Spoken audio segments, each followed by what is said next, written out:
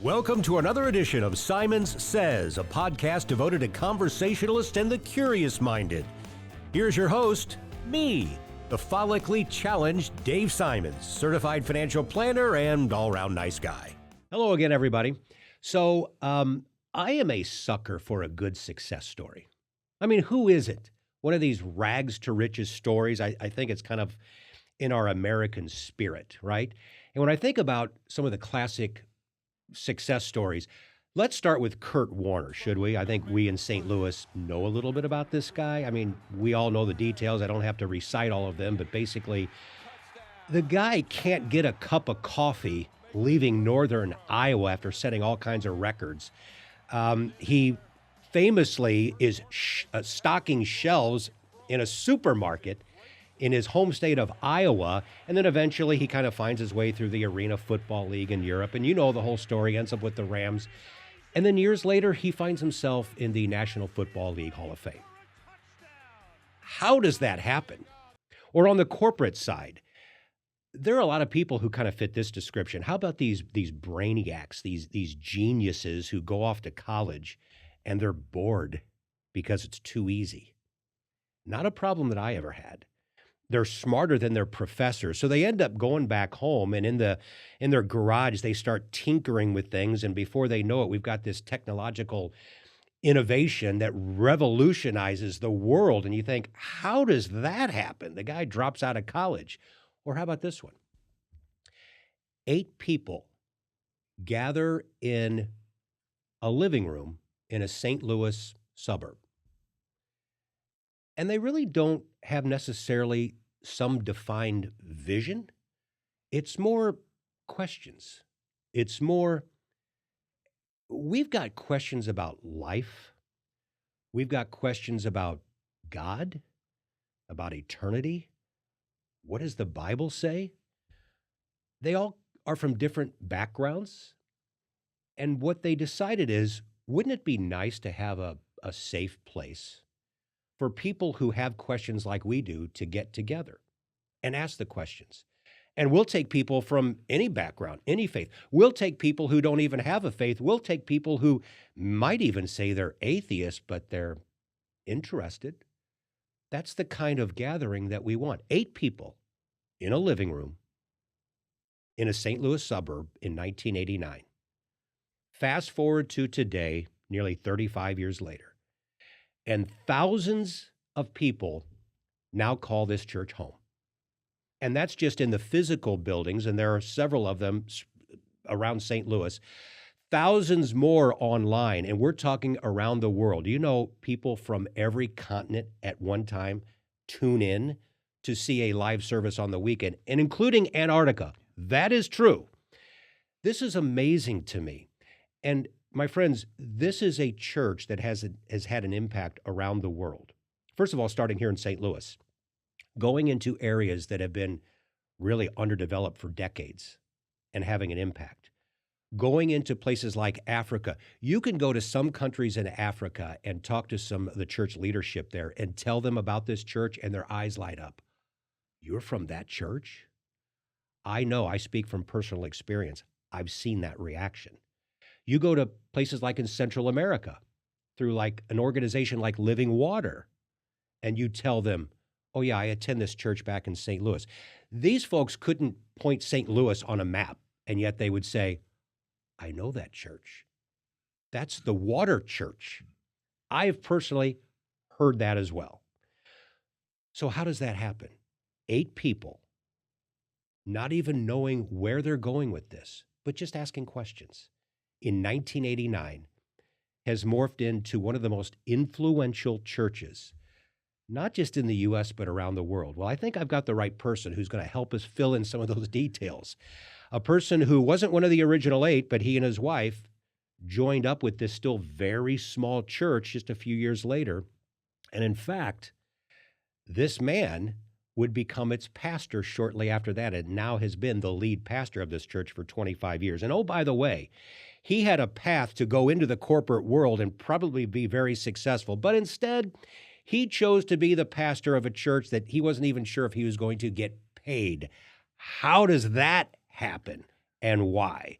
I'm speaking about the crossing, once called Windsor Crossing, and its lead pastor, who is my guest today on the Simon Says podcast, Greg Holder. Hi, Greg. Hi, Dave. How are you? I'm good. So we've got a lot to cover Well, first of in a all, short amount of I time. just want to apologize to your viewers for not being Kurt Warner. You were setting that up, and I know. but I'm really thrilled to be here. I thought about that as I was going through that. I thought, oh, he's got Kurt Warner on. Yeah. Sorry, folks. Just maybe slightly below is Greg Holder. Just slightly. So, okay, so 1989, I kind of set that up. Yeah. When did you and Robin, your wife, first attend this new fledgling Yeah, church? that's a great question. So, so these 8 people, let's start it that way. So these 8 people who are all, I'm going to use the term Christ followers. So they have a faith, and they start asking those questions you were talking about. And little by little, they're trying to figure out, how do we do this? Well, they together began to invest their money in saying, well, let's bring in a couple of church planters to help with this. And so they do that, and they go from the living room now to inviting some of their friends, and they get to an apartment clubhouse. So now I'm guessing, we're not there yet, I'm guessing maybe a couple of dozen people at this point. And so they start inviting other people in. One of those people that finds out about them is my dear friend, our friend, Russ Kirkland. And so Russ was a local record producer and a musician, toured nationally with some bands. And Robin and I used to do some voice work for him here in St. Louis, recording things, singing things in his studio. Russ was an early part of what was called Windsor Crossing, you're right. And then eventually he invites us to come and to help on the music side of things. Now, what's interesting, and I don't tell this part of the story very often, there was a kind of a public launching of this concept of a church, which is exactly what you said. Can we create a place that is safe enough for people who, the way I would then come to term it is, over-churched or unchurched? So either people who have completely given up on this thing, or people who have never, ever stepped inside of a church. So it's still in the conceptual stage. You've got, I don't know, maybe now you've got 50 people, but they rent the theater at the YMCA behind Chesterfield Mall here in St. Louis. They rent that on a Sunday night. It's a one-shot deal. And they invited people in the community to come, and the night was called Celebrate the Difference. And so you got a lot of people that were very curious, even other church people that were very curious, going, what's going on? What is this about? Is this thing for real? Is it theologically sound? All of that. Well, they had a whole program where they were going to explain some things. They even had a drama that they did, and worship. They had great worship. This church from the very beginning had amazing music because of Russ and because of his connections, and Dale, his sister. Well, what I don't usually tell this part of the story. We're not a part of the church at this point. But he said, Robin, will you come help us lead worship that night? So Robin was really there at what I'm going to call the first public service of this church that is still kind of in the conceptual stage. Talking about your wife, who has My an wife. amazing, beautiful voice. Yeah. So that's really where we first got kind of wind of what this thing could be. It's still really in the early stages.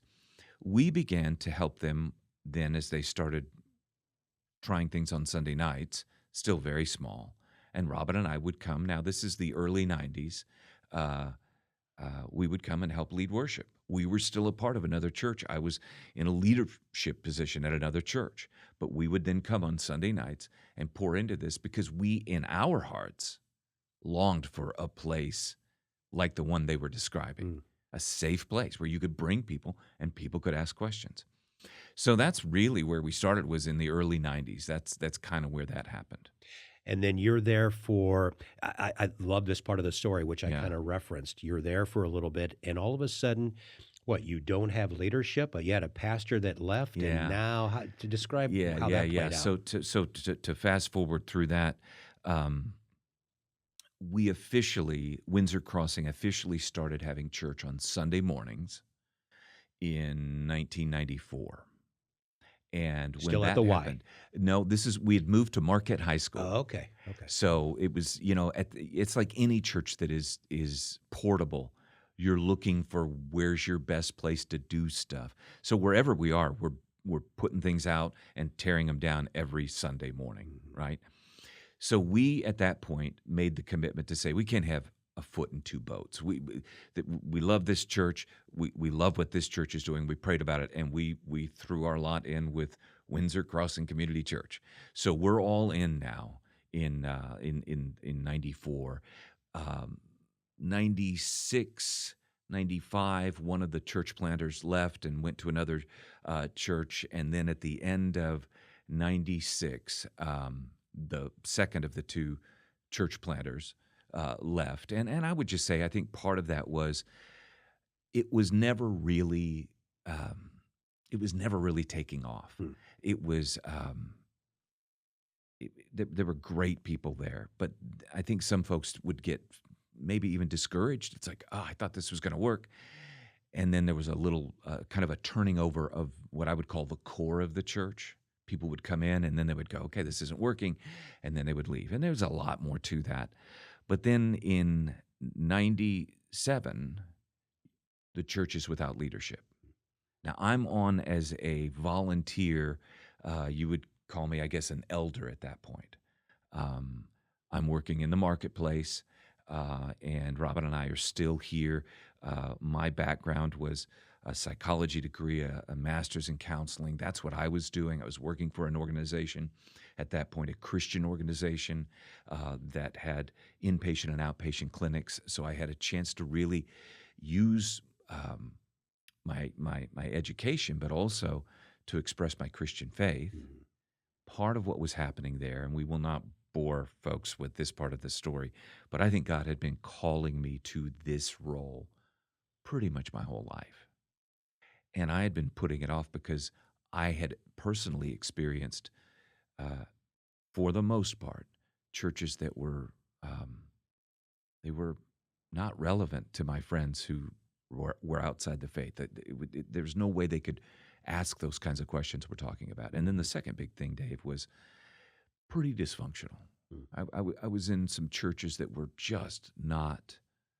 They just didn't treat each other well. And I've written about this, and I kind of wrote off the church as broken for a long time.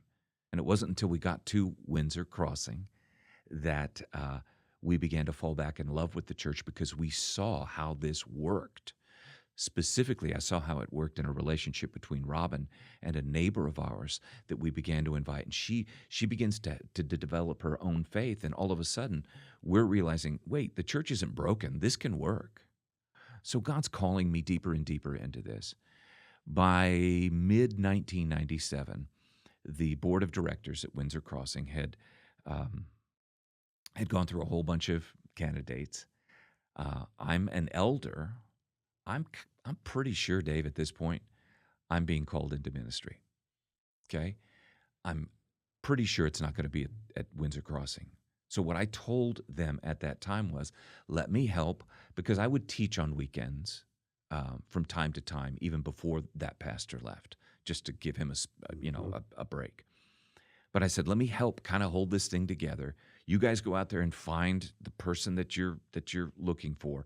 And I'm going to go. I've got a couple of opportunities, and one of them would be like as a teaching pastor at a church here in the Midwest, fairly large, established church. I can go do that. I'll go help them. I have to say something. I'm sitting here almost wanting to just laugh, no, because I know how the story plays out. Yeah. And I go back and I'm picturing where you are, and I'm like, Greg, if you only knew what's Well, about isn't that to it? happen. Isn't that It's it? something, but Well, we're going to fill in the details. So here's but- the thing, without belaboring it too long, what I think you're speaking to is really the story of my life, which is how patient God has been with me. So, I will kind of deviate off the path, and he pulls me back and gives me opportunities that I don't deserve.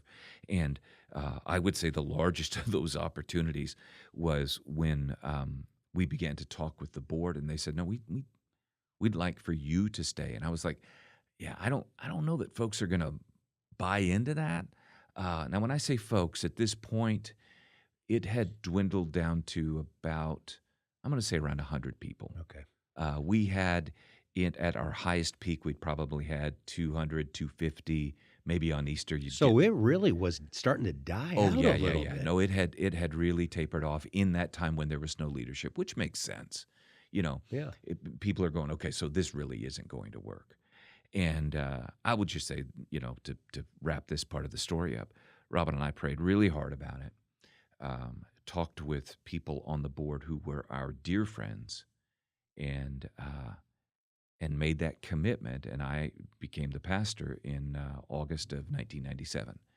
And you alluded to something, and it makes it sound really noble on my part, but it wasn't. I don't think. Um, but yeah, the finances were such that the board said we can pay your salary through the end of next month, but we've got to keep seeing something happen here, and uh, that was okay with me. It was kind of like that Martin Luther quote where he says, "Here I stand, I can do no other." Mm. God had just brought us to this place where it was like, okay, this is what you're going to have this broken, ill-prepared, passionate guy do, and okay. But about the same time, back in your regular career, Yeah, psychology and all that, yeah, didn't you at about that same time have an opportunity to go down to Texas to yeah. continue something like Well, that? when I said that Robin and I had learned something, and I might have even said we I know I often say this, we fell back in love with the local church because I'd kind of given up Mhm. on that concept. I never had a deep, dark detour. I don't have that chapter in my life. But um, when we saw this play out in real time with a friend of ours, and it's like, no, God's still changing lives. He's still in this business, and it's still happening in a local church. It was about that time that in my previous role, I was being told, we'd like for you to come back to basically headquarters in Texas for a promotion, and they were talking about that, gearing me up for that. And that's when I said no. That's when I said, "You're going to think I'm crazy," and they did. Mhm. Uh, but I think I'm being called into ministry. And then when it, not long after that, when we began to see some things happening, and I gave my notice there and said, "Guys, I'm really going to do this." Now this is a Christian organization, right? So Mhm. they're celebrating, and they're like, "Okay, if this is you've prayed about this, right?" Yeah, but still, it was, "Are you sure? Yeah, I see that. Are you sure?" And it's okay. I wasn't insulted by that at all because it's true. People would, "Are you sure?" Now, the people at little old Windsor Crossing at that time, uh, I think they had some of those people had that reaction too. Mhm. So we get to a place now where we're going to do this, and we are announced, and some of the people are really excited. And it's like, okay, let's go. There were other people. Now, remember how small we were. There were other people who were like, really? That's like, you're the best that the board could come up with after this almost 8-month search. That you're it. And so Robin and I would have dinner every Sunday night with a different family of the church. We just made the rounds. And I would share what I thought our vision was and where I believed God was leading us, and some opportunities that we hadn't really fully chased down. This is where I really began to feel like God was saying, okay, lead. And we would have those dinners every Sunday night. And Dave, I'm telling you, some of them were amazing. Mhm. And people are like, we're with you. And some of them, people looked at us and said, we're out. Yeah. They made a mistake. You're not the guy. I remember one uh, not easy dinner. We were just, and we would just be on the hot seat. Well, what are you going to do? Well, what about this? Well, what about this? And we were trying to share these things. We got out in the car. We hadn't even left their house. We're in the car. It was parked on a tree-lined street. I remember it vividly. And we got in the car that night, and just as soon as the door shut, it was like a movie scene. We're very serious. Thank you, thank you. We got in the car, and we began to laugh so loudly I because thought it you was said you're gonna cry. it You was laughed. it was beyond crying. Ah. It was so absurd that I looked at her and I said, "Well, that couldn't have gone any worse, could it?" And she goes, "Nope." And I said, "I don't think they'll be back." Yeah. Yeah, Now, wow. to put a PS on that story though, they hung in there. Oh, great. And their faithfulness was so beautiful over time. But they needed to go on ahead and just let out all of their frustrations, right? All of the stuff that they had.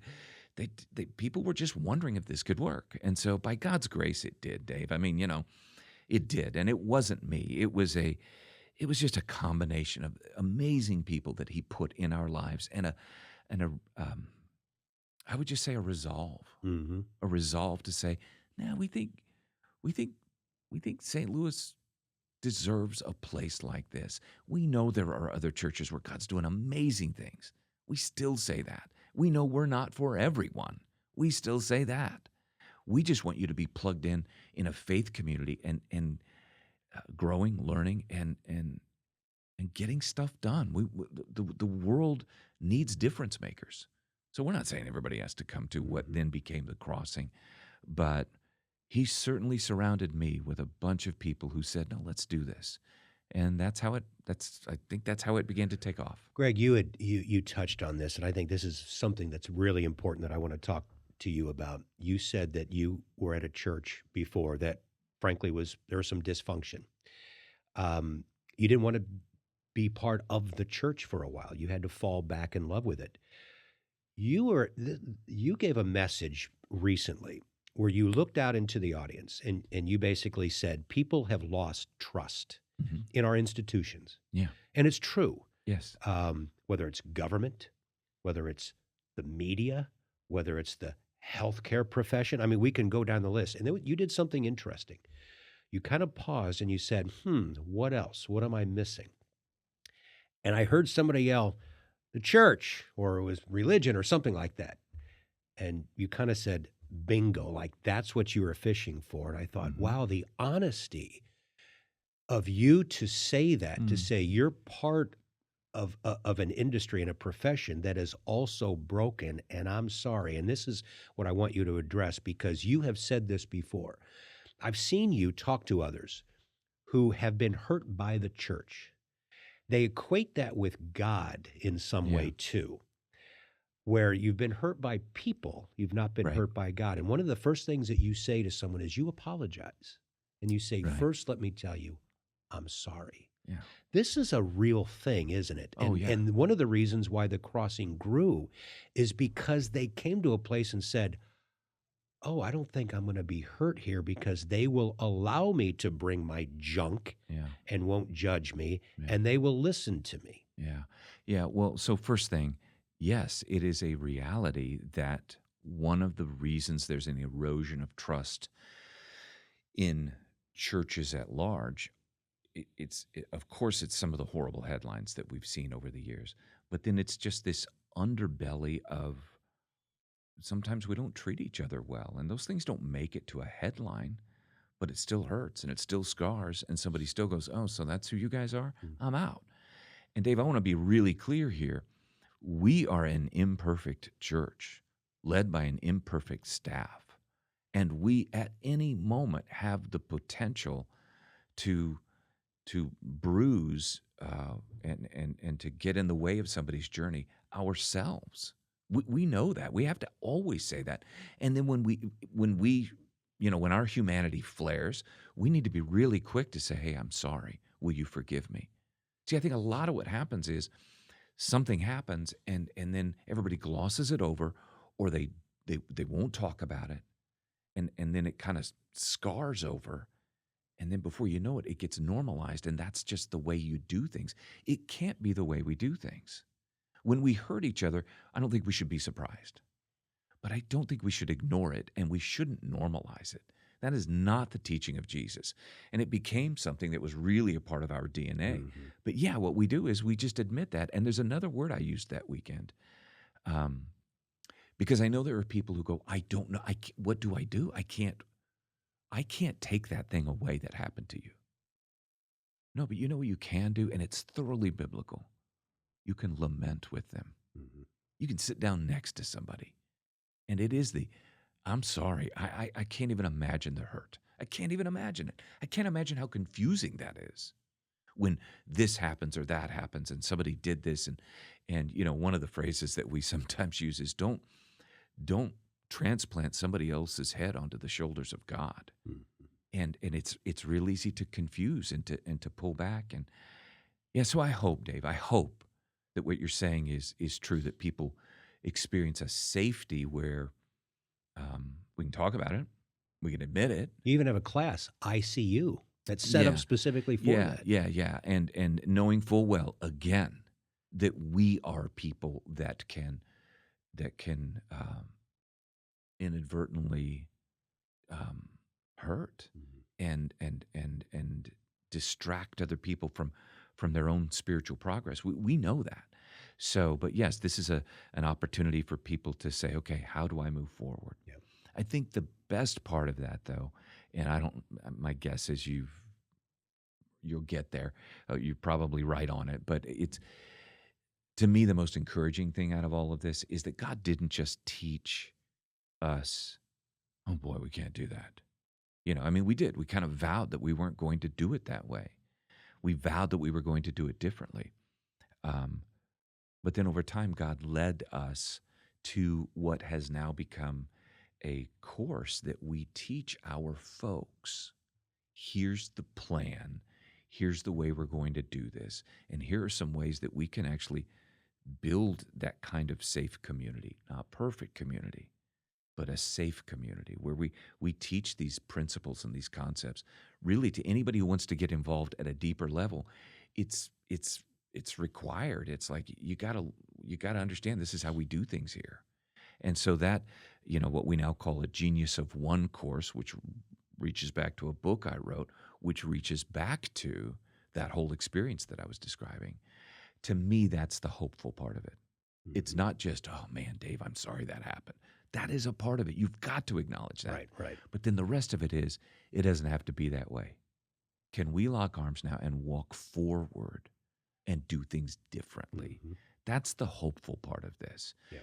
So that's what I'm grateful for. Yeah, there's definitely a core belief within the church about that. I want to go back about 20 years now as we're Yeah. continuing to follow this timeline, and you're about to move into your current location out in the valley, which I'll get to. But I don't know if I ever told you this, but I was invited to go attend a service for Windsor Crossing, Yeah. 2001. I don't remember when, because, and I'm going to go ahead and name drop here with somebody. Our next door neighbor, I knew attended this church. Yeah. And at all hours of the day, you'd hear boom, boom, boom, choo, choo, choo, boom, choo, choo, choo, and the walls. I'm like, he's a drummer, and his Right. name's Brian Trippy, Yeah. and his wife Pat, Of course. and such gracious neighbors. You need to come to church. You need to. Yeah. And Susan, my wife, and I were very happy with our current church at the time. We weren't looking, but we wanted to be neighborly and friendly. Sure, we'll go. And I'm sitting there, and as you know my story, I don't come from a church background, so I didn't know how to define church. I didn't know. All I knew was the church where I was attending. That was church. It was Mhm. pretty traditional. Mhm. I go to this Windsor Crossing, and I'm a big music guy, and I'm like, wow, these people are amazingly good musicians. But then at the end, you invited people up on stage. Like, are you allowed to do this at church? Hmm. And Brian goes, come on, let's go up on stage. I'm like, no, I'm just going to, I don't do that. I don't Yeah. want to get attention. And all of these people, maybe there's a couple hundred people there at the time because it's still relatively small. Half the people jump up on stage and they're all dancing. I'm like, okay, I'm There you not go. sure what to make of this. So I don't think I ever told you that, but I thanked Brian and I said, that was very interesting. I love the message. Robin happened to sing that day, and he's like, that's his wife. I'm like, Yeah. what a terrific voice. He gives a great message, but I just want to be kind of like Right, this. right, That's right. my style. Isn't it fascinating to know, and I'll go ahead and jump ahead, that my wife and I would go back there when you're in the current building in '06, and we've never left. Mhm. So we're about to celebrate our 17th year there, which is amazing. And you guys are part of our regular dance team now too. Yes. Isn't that the rest of the story? Yes, it is. I now the security like tackles Yeah. me Oh, because yeah. I want Yeah. to get up Yeah. on stage and Yeah. dance. Man, I don't So even remember what that weekend was, and I y don't we don't do a recall. lot of No, dancing on the you stage, don't. but yeah, you were It there. was that one All time, right. and everyone was having a good time. That's awesome. So anyway, about that time, we're getting into 2003. Let's pick the story. You Yeah. guys now are expanding, and Yeah. you're looking for a permanent place now. Yeah. Yeah. We are. So the church, by God's grace, it grew, and we began to see that growth pretty early on. But then, as things happen, you get to that. Uh, it's a kind of a tipping point thing, right? Where there's a momentum that's now going, and people are inviting their friends, and it's beginning to happen. So we go from. I remember when the theater at the YMCA holds about 350 people. I distinctly remember the weekend that I told folks. Now I'd already cleared this with the board. We'd already been planning for it, but it was like, gang, we need to go to two services. We need to split this up. And that means some of you are going to be at 9 o'clock, some of you are going to be at 11 o'clock. And I remember a guy taking me up in the corner and chewing me out after church and going, "It took us years to fill this theater, and now you're splitting this up." And I remember I could feel it from him that it was like, I don't want to start to feel like a failure again. I said, watch what God does though, because we've got to make room for folks. And so we did that. And then with those two services filled, but we don't own that building, right? So we couldn't do a Saturday service. We had to be out of there. We couldn't even do a third service on a Sunday morning. We had a very strict window that we had at the YMCA because they were opening it for folks to come in and work out. Mm-hmm. So the next thing we did was we put people in a side hallway, and we ran a little video feed out there so that they could watch it out there. And if you were new, you got to sit in the room, and we had a jump zone where people sat there and volunteered. It's like we could tap you on the shoulder, and you had to jump out, and you'd go sit Oh, in wow. the not great seats. And it was just a cool thing that people said, "I'll do that." If somebody new is here, they get to sit in the room. Then the Y had a kind of a multi-purpose room, really on the other side of their complex, and we got permission to rent that out. And so then we would run a cable all the way down there, and it was really our first sort of multi-site church because we're here live and we're talking to hundreds of people that are worshiping live on a screen down there with a live band, and all of that. So we stretched that YMCA thing as far as we could. But we knew someone had given us a donation early on when this was happening and said, "You've got a year." Like I was in a conversation with somebody after church. This is when we're really starting to blow and go a little bit. And he tucked an envelope underneath my arm, and I just kind of smiled and said, "Hey, thanks." He said, "Just read this later."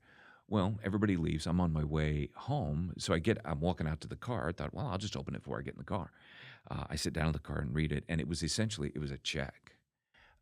And it was the intent to give, and this is what it was. Essentially, what he said is, "You've got 1 year, and Mm. it starts right now.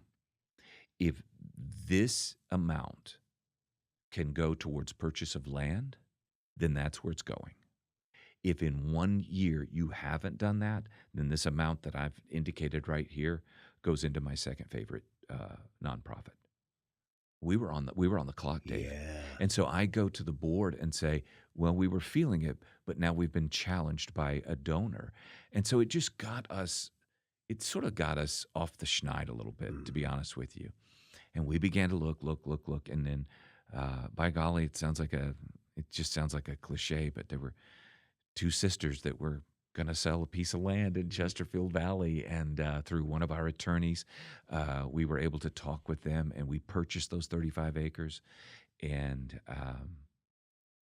we began to raise money. The church is growing. We're dreaming. And one of the phrases that we used, that we still use, is we were doing this for people whose names we didn't know yet. Mm. And it was all about the future. And it was all about, okay, God, what are you doing? And that first site opened, and we built this thing in phases. We planned for those phases. We felt like God was leading us to something. We had 35 acres, which we purchased for just under $500,000 in Chesterfield Valley. Not a bad deal. Yeah, right, Now, right. I will say this, Dave, just to kind of get the rest of it to show how it was God doing this. There was no water out there. There was no sewer out there. Electricity was it. So for us to ever have this, we were going to have obviously water.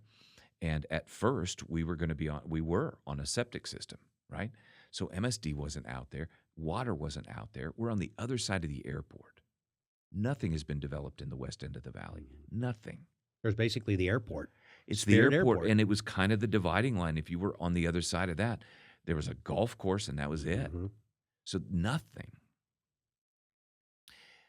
All of a sudden, really for just a very short window of time, if you look back on it, just a few years, the president of the water company, the guy moves from Connecticut, comes down here and starts attending the church, is a Christ follower, and he happens to be the president of the water company. And so when Eric begins to hear this is what we're doing, I'm like, Eric, how do we do this?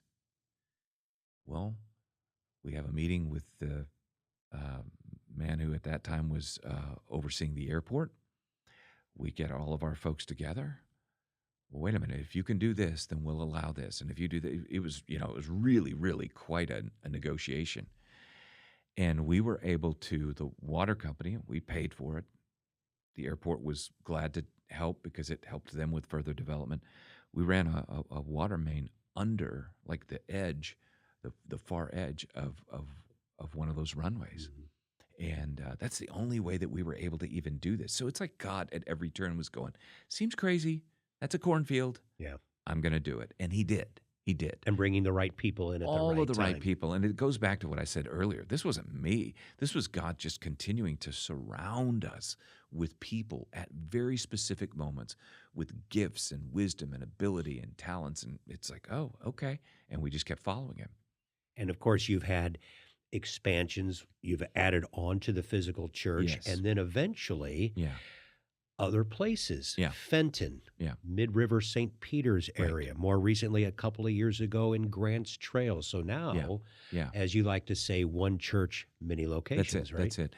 But that was a conscious decision. There was a leadership moment because I will tell you, going in, we had 35 acres, and there were a couple of benchmarks out there for us of larger churches in. I mean, remember this church was pretty much born in the early '90s in the era of some mega churches, Yeah, right?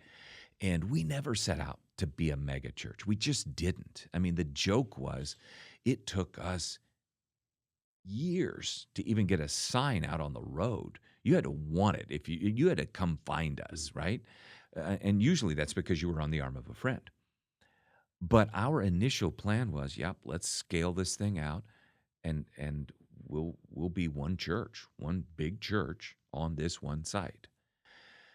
And I was afforded the opportunity to be a part of a leadership development experience where I would go into Dallas a couple of 3 times a year and be mentored by other pastors. And again, what is that? That's an opportunity. That's God doing that.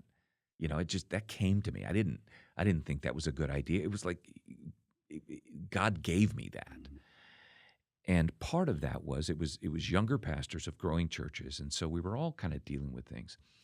Well, two of the guys who basically helped formulate this, what we now call multi-site churches, where you have one location, but there are different ways to do it, but you have one church in many locations. And I remember coming back to our board of directors at that time and to our lead team and saying, I think God's leading us to do something different than build one massive 8,000, 10,000 seat auditorium. I don't want to do that. And I remember saying to them, when it is time for me to toss the keys to someone, I do not want to toss the keys and say, hey, good luck filling that big monstrosity and good luck with that house payment. I remember saying that to them.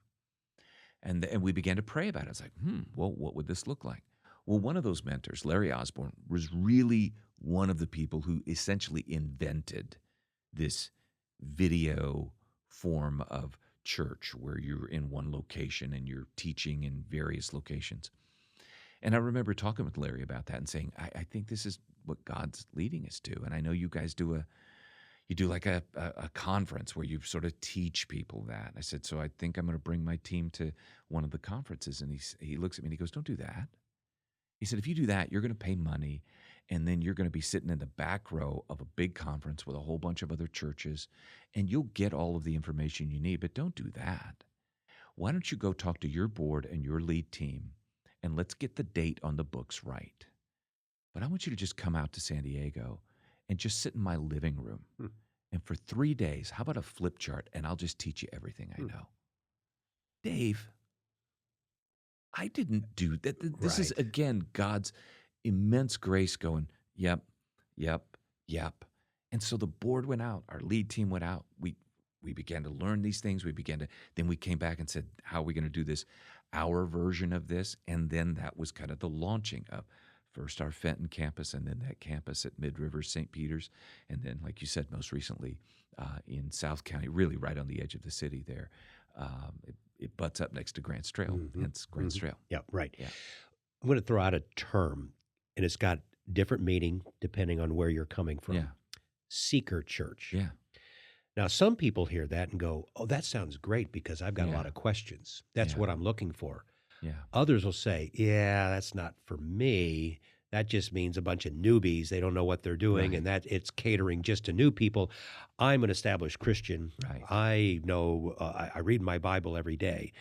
But you've never shied away from that, of that term, to say, we would like to think that we can cater to everyone, for people who Yeah. grew up in the faith and really know the Bible front and back, to your neighbor Yeah. who might be struggling with all of this and trying to figure out even who Jesus is. Yeah. How do you navigate that to try to be the church for a lot of different Yeah. backgrounds? Okay. So nobody's going to be the church for all people. We said that earlier, right? I understand different worship styles, different traditions, and we love, there's so many, we're just blessed with so many great churches in the St. Louis area.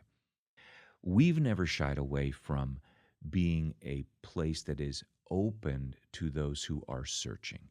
Now, that term seeker became a thing back in, I'm going to say the 80s, 1980s. For your younger viewers, that was a century, like the previous century. And so there were churches that said and called themselves seeker churches. In that day, there was kind of a church model where they would have seeker services. So your weekend services were geared towards seekers, which meant there was very little worship, because in those days people thought, or at least that was the model, that well, you can't worship in front of these people.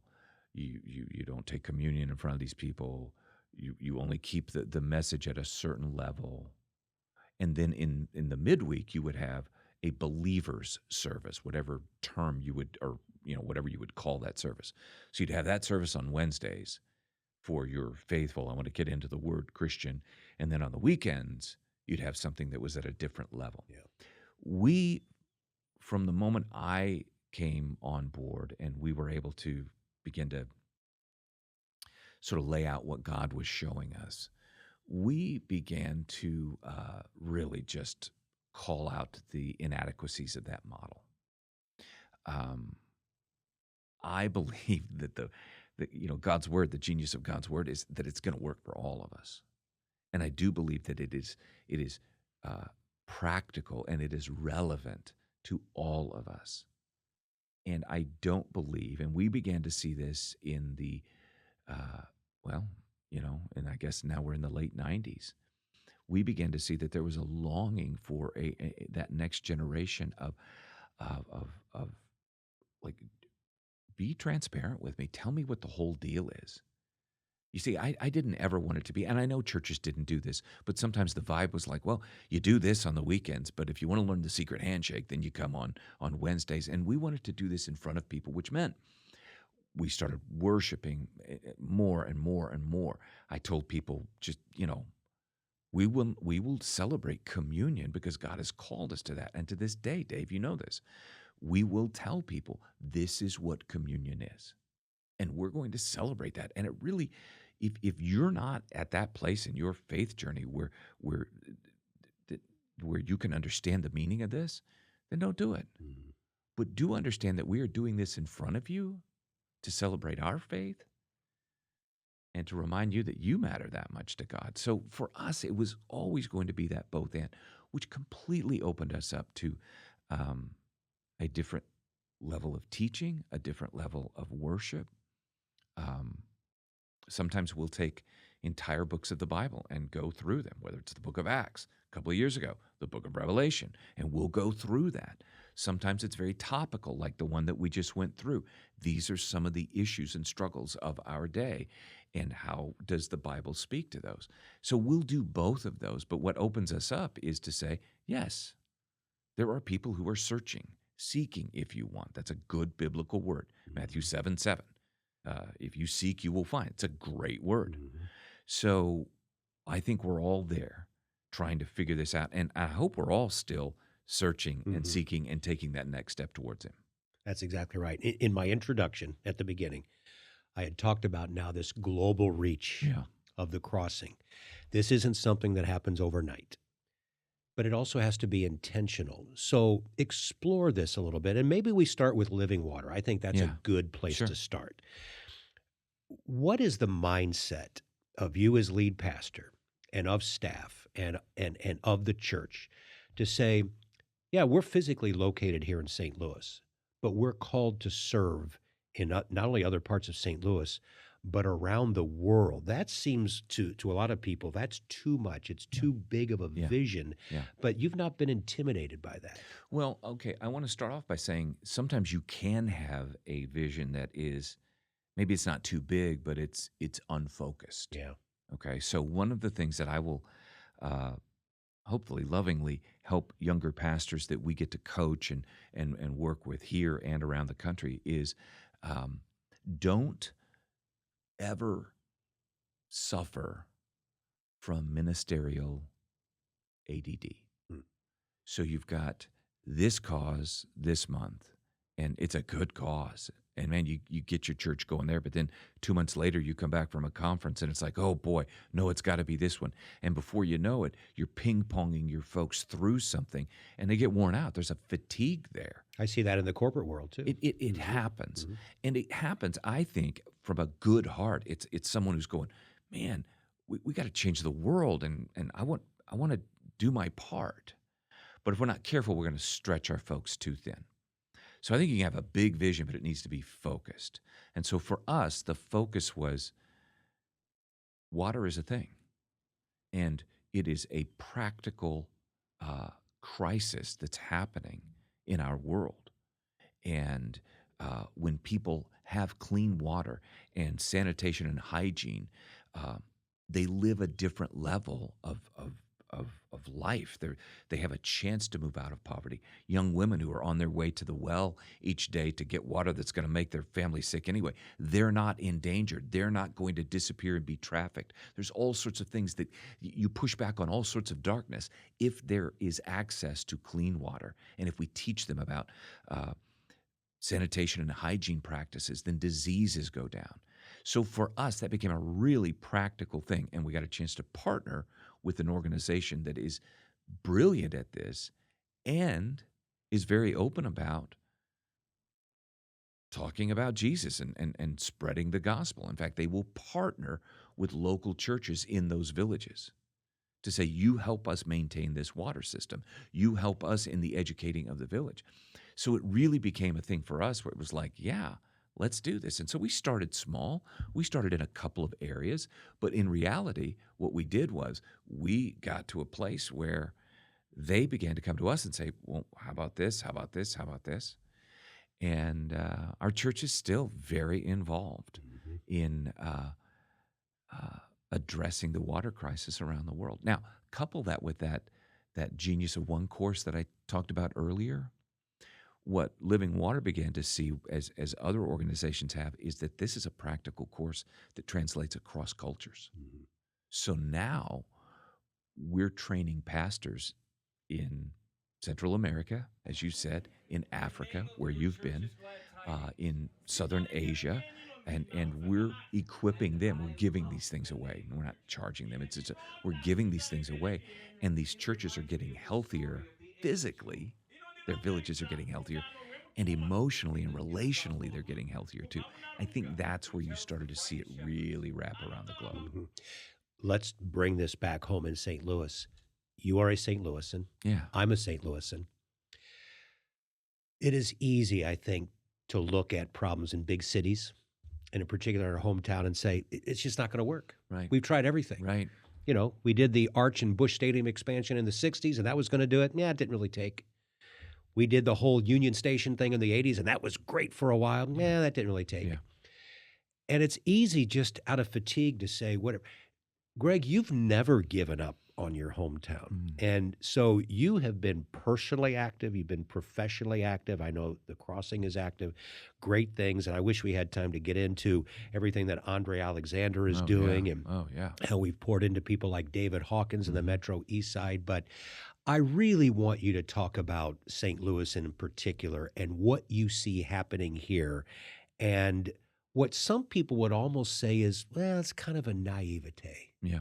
to think that this problem, we can actually solve it. But Yeah. you think it's possible. Yeah. Well, I think hope is more than a word. I know that sounds like a cliche, but we live by hope. And the way we live by hope as Christ followers is we take the long view.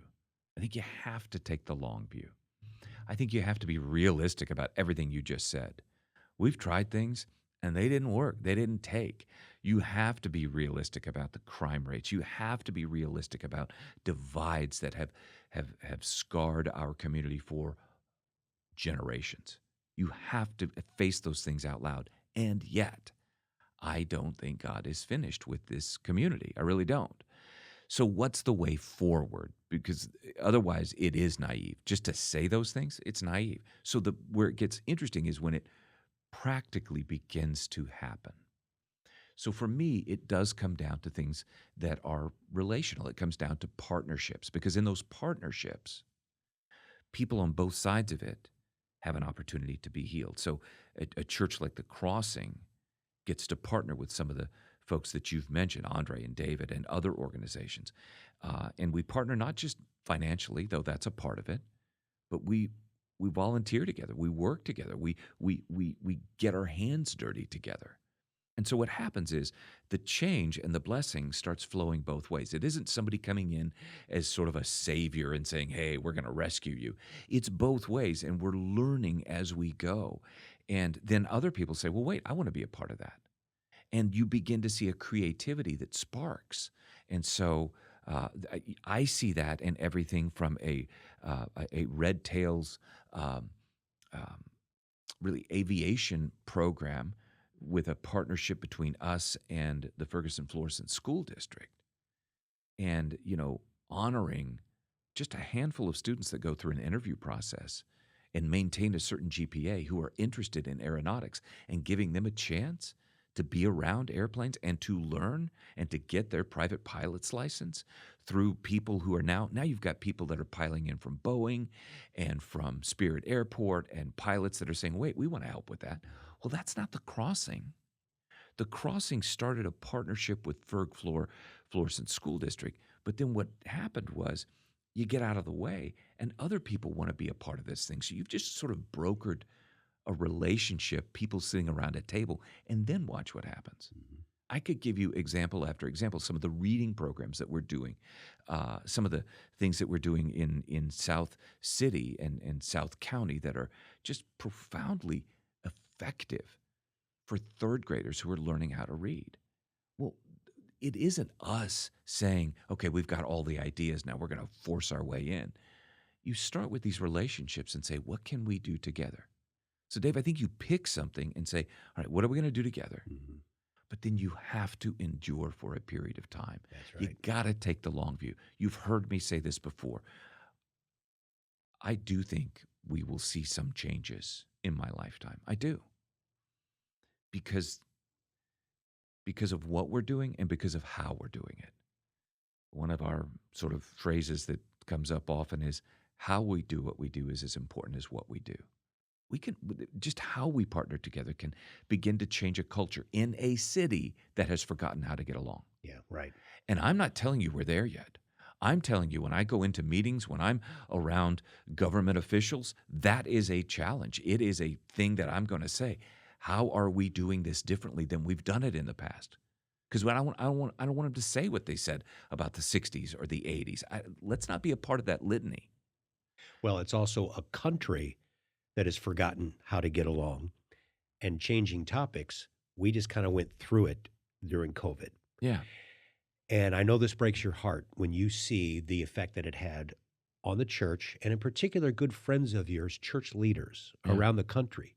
And I'm thinking of one particular man in Atlanta, but just saying, I don't think I want to do this anymore. yeah, There's too much divisiveness. yeah, And now politics yeah, has seeped yeah, yeah, into yeah, this. yeah.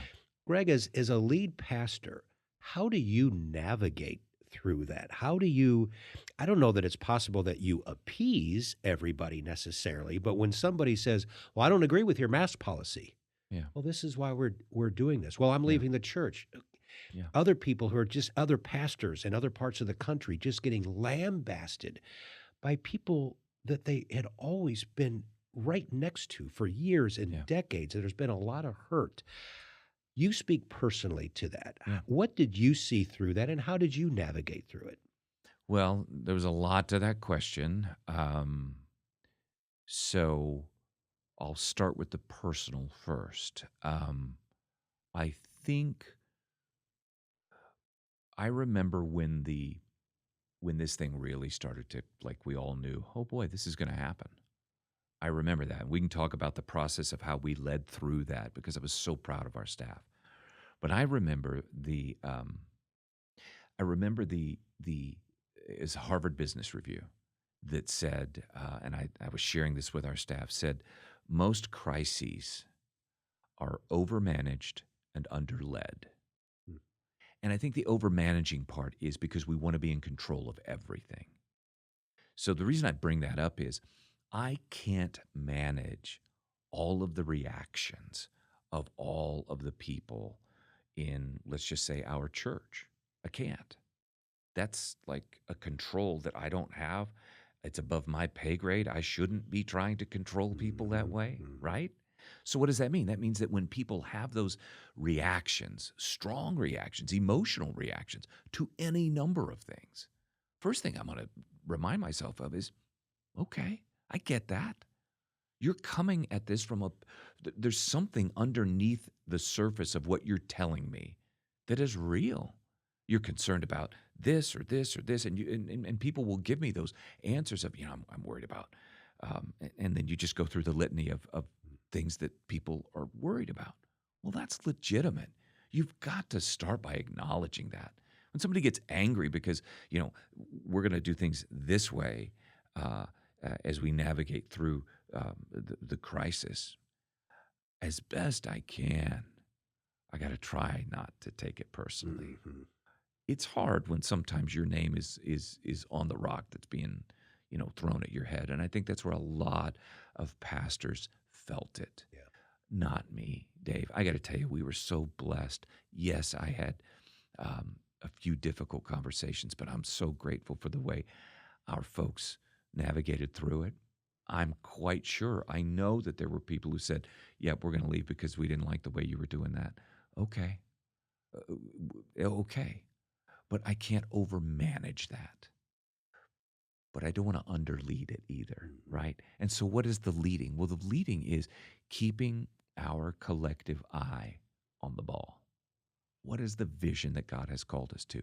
What is um, the long term goal of us that we're pursuing? What's the long term effect of us tearing each other apart? And so, what we tried to do was to keep our eye on this longer term vision and to continually remind people of that, even as we kept telling folks, we're not going to agree.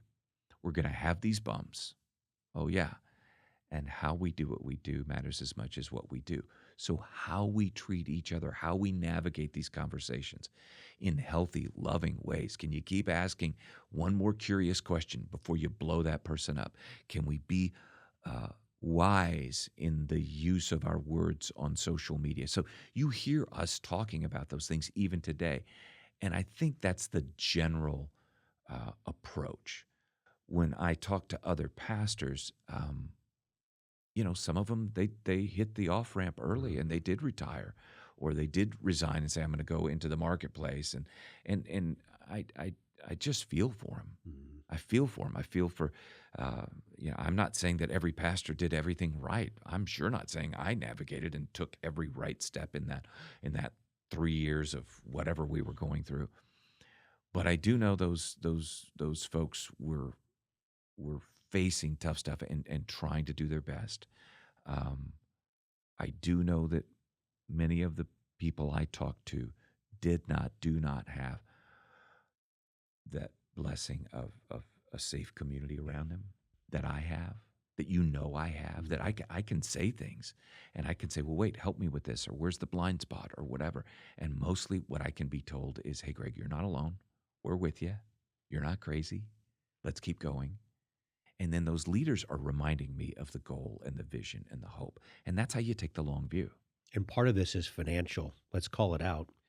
Unfortunately, a lot of churches have never recovered. Many have gone under Yeah. because they've never come back from the pre Yeah. COVID days and the giving dropped off. Yeah. You are one of the most humble people I know, and you are never going to take credit for anything, and that's fine. However, something worked here Mm. because I've seen the crossing finances. It's public to anyone Mhm. wants to go there. There's never been a drop off. Yeah. Giving has continued to move higher.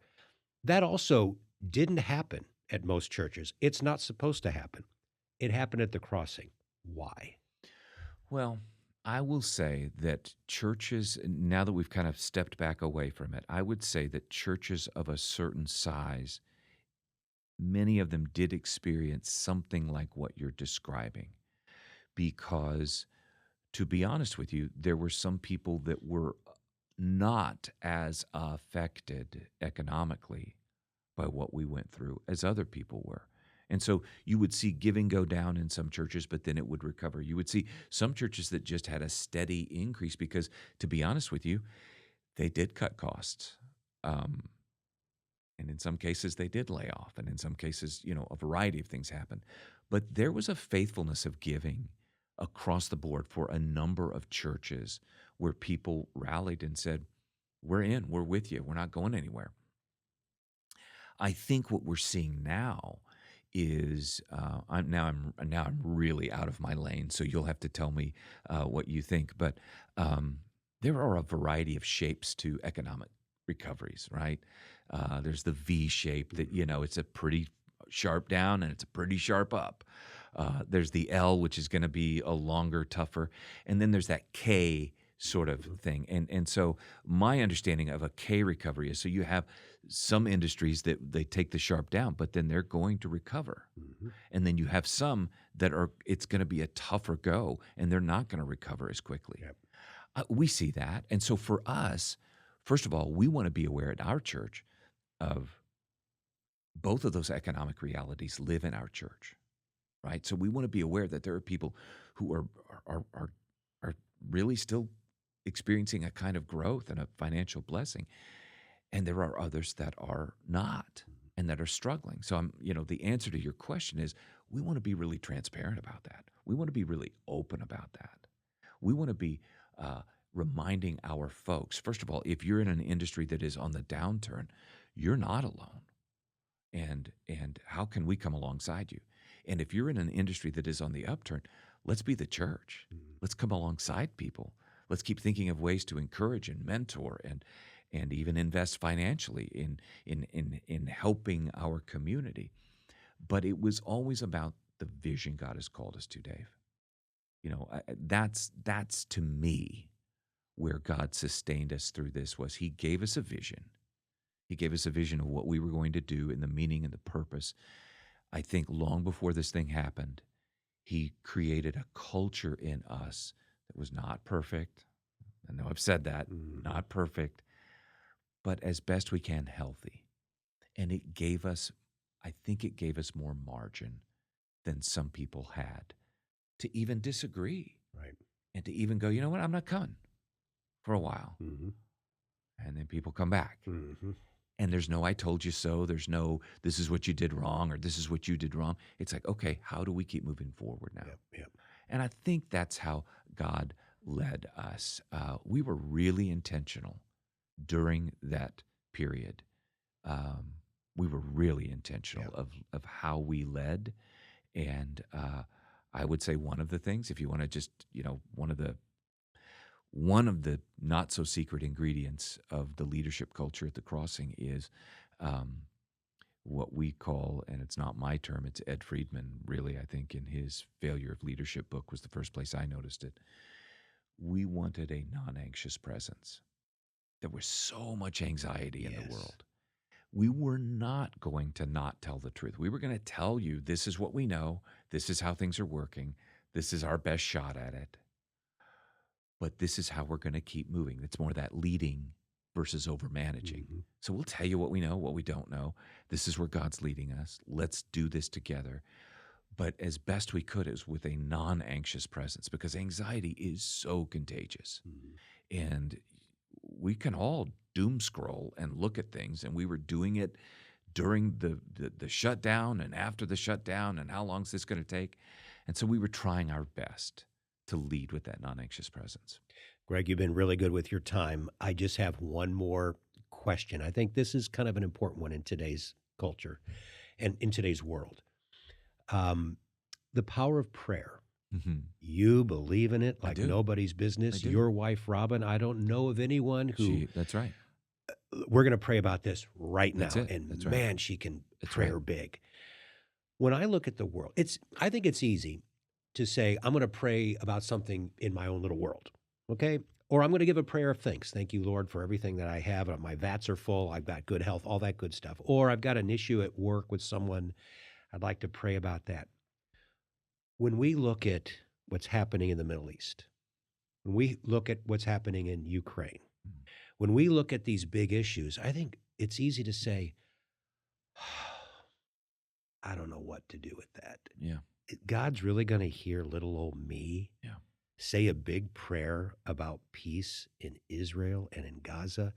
It's almost like, why bother? Mm. I'm going to go back and just pray about my little corner of the world. Mm. Could you help other faith based believers, prayer worshipers out there to say, it's okay to pray big prayers? I mean, what would your advice be Mm. to people who feel that's too big, it's too overwhelming? Yeah. Well, the first thing that comes to mind is the most famous prayer that I'm going to say just about all of us know. When the disciples said to Jesus, will you teach us how to pray the way you pray? Right? We call it the Lord's Prayer. But tucked right in the middle of it is, thy kingdom come, thy will be done on earth as it is in heaven.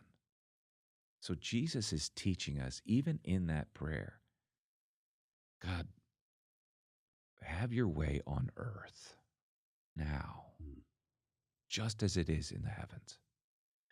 So if I get that from the mouth of Jesus himself, then I'm on pretty solid ground to say it's okay to pray those kinds of prayers.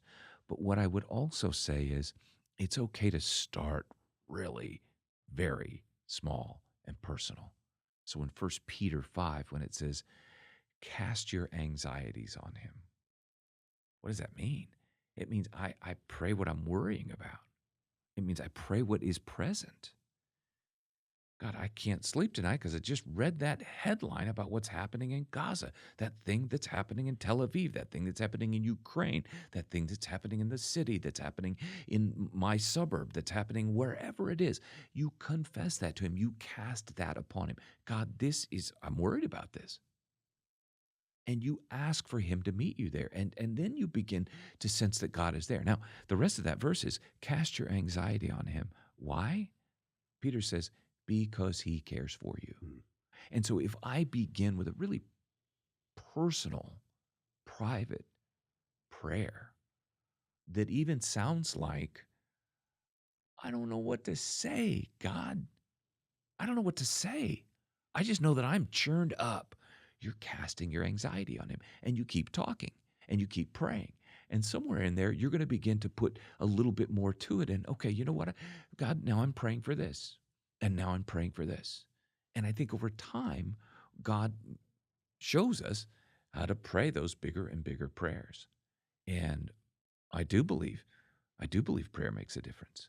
And I am taking the long view on things. And it doesn't mean that I'm going to see some miraculous turnaround in the Middle East because I prayed, I'm not saying it couldn't happen, but I'm not taking the short view. I'm taking the long view. And Dave, you've heard me say this before. When I bring these things to God, here's what I'm absolutely convinced of. He's not surprised. He's not intimidated. He's not overwhelmed. He's not completely flummoxed by this, going, golly, I don't know what to do with this. I think my view of prayer is he's now leaning in and going, oh, you want to join me in this? Mm-hmm. Keep talking to me, and I'll keep pouring into you, and I'll keep listening. And I just think prayer matters. Yeah, absolutely. This is why you do what you do, and you're very good at it. So very well stated. Let me end with this. Okay. This is turning back on something that you do in your own podcast, which I think is a beautiful way to end, cool.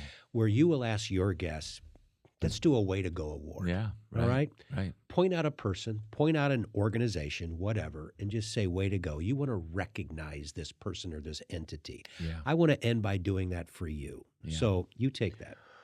Well, we were already talking about this, but I want to say way to go to any leader. So that's a pastor, that's a small business owner, that's golly, that could be a teacher in a classroom, it could be a principal, it could be anyone who over these past 3.5 years has been trying to navigate the waters well. None of us fully knew what we were getting into, and there were a lot of times that it was like, okay, we're done. Oh, not quite. There were a lot of times where it's like, I think this is the right decision, and then you have to readjust. I just want to say way to go to all of the people who have not just endured, but people who are getting up every day and stepping into their job, into their calling, into their place in this world and going, okay, next step, what are we going to do? And I would say for most of them, the last 3.5 years were, let's just use the word interesting. And way to go, way to go. You navigated through this. You kept your company off of the rocks. You kept your classroom moving in the right direction. You kept your church moving. Way to go, way to go. Because it wasn't easy. No. And the world needs people like that who are going to keep this thing moving forward. Yeah. There wasn't a handbook about that, was there? No, I didn't. Nobody told me where it was. Exactly. I missed it. Well, Greg Holder, lead pastor of The Crossing, thank you for your time. I appreciate the way that you lead. I appreciate the way that you love on people. And I appreciate your friendship. Yeah, well, right back at you, Dave. So grateful to be here, and thank you for what you do. Thank you for the way you pour into me as a fellow leader. And and thanks for having me today. All right. Lots to talk to. I'm going to have you back at some point, and it'll be sooner rather than later. All right. Thanks, Greg. We'll talk to you again next time. Take care. Thank you so much for listening, and please forward the link to this podcast to friends, family, neighbors, even strangers. They'll thank you later. If you'd like more information on our wealth management team, just go to your search engine and type in Simons and Cordis, SIMONS and CORDES, Simons and Cordis, and the website will be the first thing that pops up. I'll talk to you again soon on the next episode of the Simon Says podcast.